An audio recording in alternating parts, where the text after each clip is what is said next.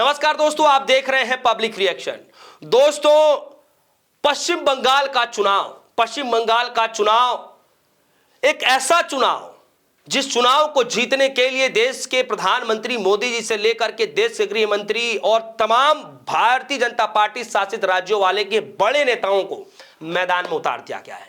खबर क्या है दोस्तों? खबर जरा देखिए, हिंदुस्तान लाइव की खबर है और खबर के हेडलाइन में जरा चलते हैं और पढ़ते हैं।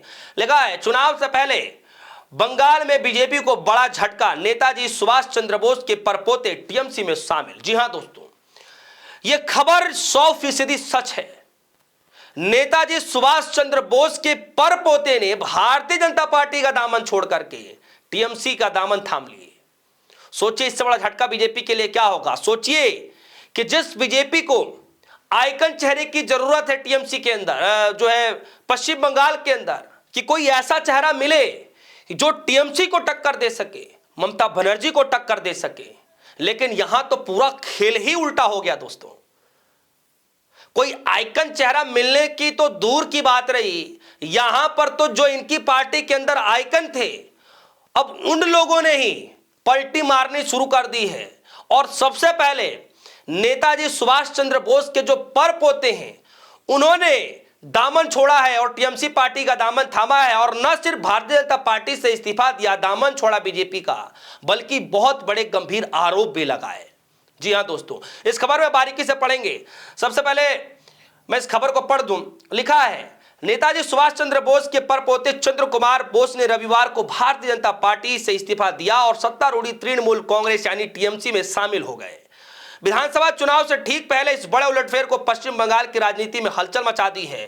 चंद्र कुमार बोस के टीएमसी में शामिल होने को ममता बनर्जी की पार्टी के लिए बड़ा राजनीतिक लाभ माना जा रहा है, जबकि भाजपा के लिए यह करारा झटका साबित हो रहा है। कहा जा रहा है कि चंद्र कुमार बोस ने पार्टी छोड़ने के बाद कहा कि वह ममता बनर्जी के नेतृत्व वाले तृणमूल कांग्रेस के साथ मिलकर बंगाल की जनता की सेवा करेंगे।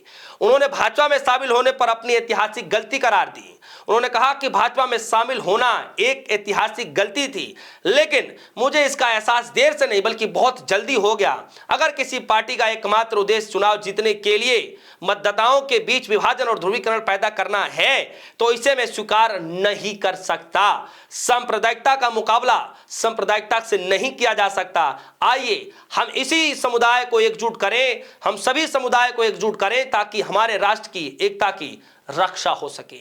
यह बात दरअसल दोस्तों टीएमसी में शामिल होने के बाद जो नेताजी सुभाष चंद्र बोस के जो परपोते हैं, उन्होंने यह बयान दिया।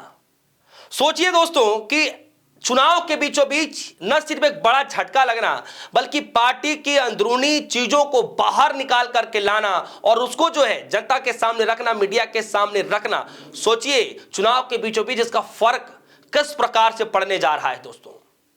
और उससे भी बड़ा सवाल यह है कि क्या वो मान सम्मान शायद वो बीजेपी पार्टी के अंदर उनको नहीं मिल पा रहा था, क्या इस वजह से वो टीएमसी के अंदर आए हैं? कारण क्या रहा? क्योंकि आपको समझना पड़ेगा कि कारण ऐसा क्या रहा कि विश्व की सबसे बड़ी, मतलब कहा जाता है कि भाई भारत के अंदर अगर सबसे बड़ी कोई ताकतवर पार्टी है, अगर सबसे बड़ी कोई बड़ी पार्टी है तो इस वक्त में भारतीय जनता पार्टी। और सोचिए उस पार्टी से अगर कोई बड़ा नेता, और वो भी बड़े नेताओं में सुभाष चंद्र बोस के परपोते हों, और वो बीजेपी से दामन छोड़ ले और टीएमसी का दामन पकड़ ले, तो ये कोई छोटी मोटी बात नहीं है दोस्तों।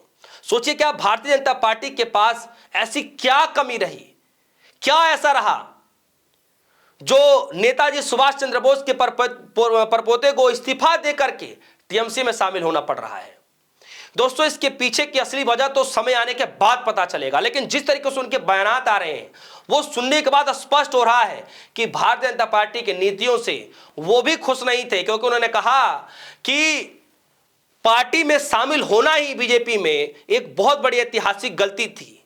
लेकिन मैंने ज्यादा देरी नहीं कही, बहुत जल्दी मुझे पार्टी के बारे में समझ में आया और तुरंत जो है टीएमसी पार्टी का दामन थामा। दोस्तों ये खबर पश्चिम बंगाल की है और पश्चिम बंगाल में राजनीतिक गलियारों में इस खबर ने तहलका मचाकर रख दिया है कि क्या सच में भारतीय जनता पार्टी के लिए मुसीबतें बढ़ने और जा रही हैं। क्या लग पा रहा है दोस्तों? इस पूरे खबर के बाद क्या राजनीतिक गलियारों में इस चर्चाओं के बाद क्या माहौल बदलने जा रहा है? बीजेपी को फायदा होगा, नुकसान होगा? टीएमसी को फायदा होगा, नुकसान होगा? आपको क्या लगता है? वीडियो कमेंट सेक्शन में जाएगा, अपनी राय जरूर रखिएगा। फिलहाल के लिए दीजिए इजाजत, देखते रहिए पब्लिक रिएक्शन। धन्यवाद।